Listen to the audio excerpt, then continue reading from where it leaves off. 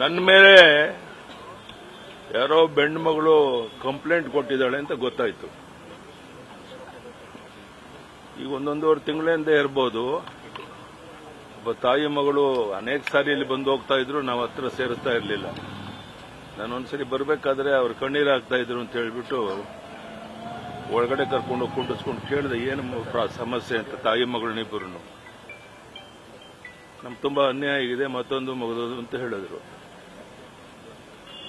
ಆಮೇಲೆ ನಾನು police ಕಮಿಷನರ್ಗೆ phone ಮಾಡಿ, ಇವ್ರಿಗೇನೋ ಅನ್ಯಾಯ ಆಗಿದೆ, ಸ್ವಲ್ಪ ನ್ಯಾಯ ಒದಗಿಸೋಡಿ ಅಂತ ದಯಾನಂದ್ ಫೋನ್ ಮಾಡಿ ಅವ್ರನ್ನ ಇಬ್ಬರು ತಾಯಿ ಮಗಳನ್ನಲ್ಲಿ ಕಳಿಸ್ಕೊಟ್ಟೆ.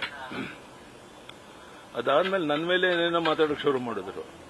ಅಲ್ಲೇನೆ ನಾನು ಹೇಳಿದೆ, ಇದು ಯಾಕೋ ಆರೋಗ್ಯ ಮನುಷ್ಯನ ಸರಿ ಇದ್ದಂಗೆ ಕಾಣಲ್ಲ, ಹೆಚ್ಚು ಮಾತಾಡೋ ಉಪಯೋಗ ಇಲ್ಲ ಅಂತ ಹೇಳ್ಬಿಟ್ಟು ನಾನು ಅವರನ್ನ ಪೊಲೀಸ್ ಕಮಿಷನರ್ ಕಳಿಸ್ಕೊಟ್ಟೆ. ಪೊಲೀಸ್ ಕಮಿಷನರ್ ಎಲ್ಲ ವಿಚಾರನ ತಿಳ್ಕೊಳ್ಳುವಂತ ಪ್ರಯತ್ನ ಮಾಡಿದ್ದಾರೆ. ಇದನ್ನ ಬೇರೆ ರೀತಿ ಮಾಡಿ ಈಗ FIR ಏನೋ ಆಗಿದೆ ಅಂತ ಹೇಳಿದ್ರು. ಅದನ್ನು ಕಾನೂನಂತೂ ಏನ್ ಬೇಕು ಎದುರಿಸೋಣ, ಮಾಡೋಣ. ಆದರೆ ಯಾವ ನ್ಯೂಸ್ ಫಸ್ಟ್ ನಿರ್ಭೀತಿಯಿಂದ ನಿಮ್ಮ ಪರವಾಗಿ.